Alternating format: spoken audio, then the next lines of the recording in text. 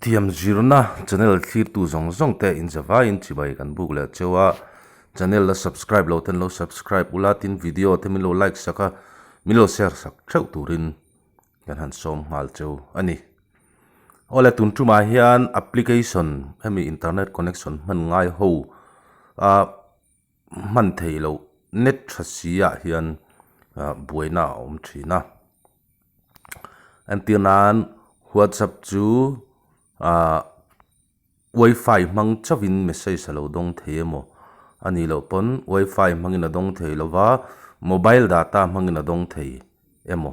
te lo om thina tin chu tiangin play store te po internet connect thei miahlo a om chang te lo om thina tin YouTube te khatiang ang chi ho kan application eng chi po khan net a connect thei miahlo chang kha a om thina ni chu mi siam dana chu tun tuma hian kan han soi don ani antinan hei Google Chrome hi kan han hong ta ata hian google.com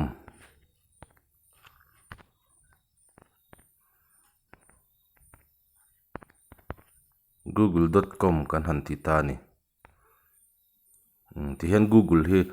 aron lang thei ta ni amai ro chu engemaw chang chuan kha lan thei lo chang om thina ni neta connect thei lo chang chu mi siam dana chu kan soi tur chu ni ta ni ti chuan Chrome emo kan application dua khan kan han bet wang anga app info ti hi lo lang ta ni heta hian te kan han select anga ti chuan restrict data usage ti lo omani heta hian kan han select le anga mobile data 1 le 2 hi kan han off chin don ani ti chuan google.com a bok hi ten kan han scroll tha anga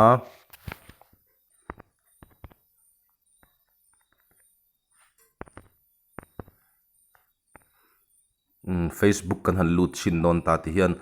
internet a connect thei ta tlat lo mo Facebook kan han lut dona net a connect thei ta tlat lo chumi omzia chu restrict data usage ti akhan hemi application hi khami data mang thei lo turin kan da ti na ni ta ni kan han met wangwanga app info a khatianga lo om chuan restrict data usage kan han tianga mobile data manga connect thei lo chuan hei hi onangai hemi pahnia hi onangai ti kha riat turani tin ti khan kan han on ta a kan han ti le chin don ani ti khan hei Facebook chu aron in connect ngal ta mai ta ni khatiang chia khan WhatsApp te po ania WhatsApp kan han met wangwang anga app info tia kan han lu tanga restrict data usage tia hian wifi manga a connect thei lo chon hei hi wifi hi lo in off thina ni hei on mai tur ani mobile wifi manga connect thei ani chuan a connect theya mobile data manga connect thei lo ni chuan hemi hi lo in off ti na ni thina chu kan on mai anga kan okay mai don ani ti khan data mang thei mai don ani tin phone then khata chuan hemi kan han me wangwanga app info ti hi alang thei lo thina chu wang chuan settings atangin kan lu tanga application ti emo Redmi ka manga manage apps ti hian kan han lu tanga WhatsApp ti kha kan zong mai dona WhatsApp ti kha kan zong hei nen ang ta reng ta ni ta hian restrict data usage ti kha lo lang ta mai ta ni khatiang khan application danga po WhatsApp te Chrome ni kher lowa po YouTube pa tele thil chi rang internet man ngai na kan man thei lowa khatianga om chuan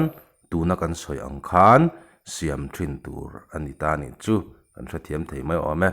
ngole ka channel thlir tu ten video ten lo tang kai pui ngai ka be sia channel la subscribe lo ten lo subscribe a video te min lo share saka min lo like sak turin kan han som cheu ni